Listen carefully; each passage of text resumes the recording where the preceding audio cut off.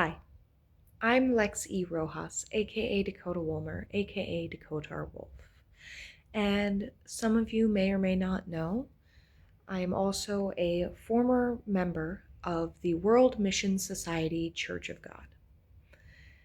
When I first joined that church about 10 years ago, there was a lot of buzz within the church about other people calling it a cult. And I wonder if it genuinely, truly qualifies. So I consulted a website that gives you parameters for what qualifies as a cult versus a church. And I feel that I am far enough separated from the church now that I can look at it with a clear mind and a very reasonable viewpoint from both inside and outside the church. So while I do that, I'm also going to be making a bubble chart, and we are going to find out together whether or not the World Mission Society Church of God truly qualifies as a cult. Come on this journey with me.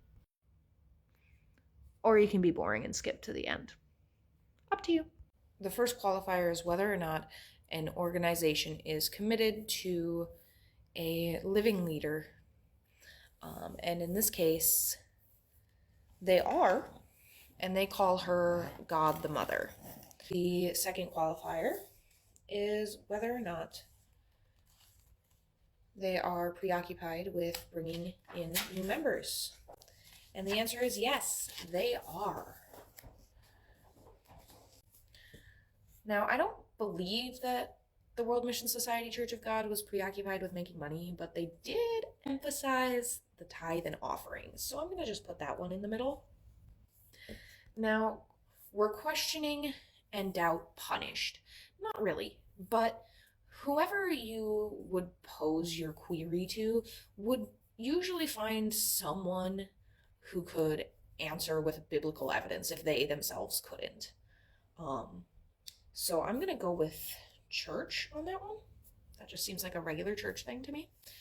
Now, I also don't think they really used mind numbing techniques, although we were all like required, or maybe not required, but strongly encouraged to learn a prayer in Korean, which is the native language of the church's founder.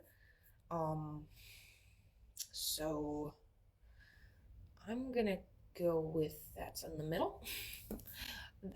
Were they strict? In some ways, yes, but like not to the extent where I couldn't stay on my own path outside of the Sabbath and holidays. Like I wasn't forced to give up acting or, um, you know, work for their businesses or something.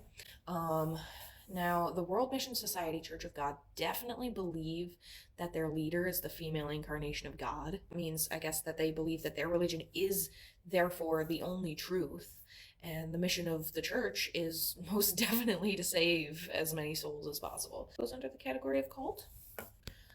Now, was there an us versus them mentality? Not really per se, but they do believe that at the end of days there will be a battle between the armies of heaven and hell, and that we all must choose to side with either God or Satan, because God said, I will spit out the lukewarm. So hard to say here. I guess I'm gonna go with middle of the road for that. So I wasn't there for much more than a year, but from what I did hear, the leader, Mother, would have done anything illegal or harmful to anyone. I mean, she even ran a charity called the We Love You Foundation. I mean, that's not to say there's not something going on that I don't know about, you know. What did they use guilt tactics? I'm gonna go with yeah, they did. There was a lot of guilt usage. Whether they see it that way or not, that's a different story. I mean, we often hear about original sin and what God wanted from us so that we could be saved.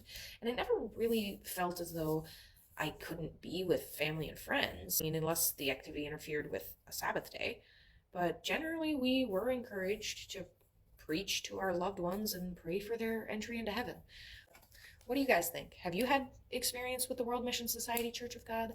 I'd love to hear about what you went through.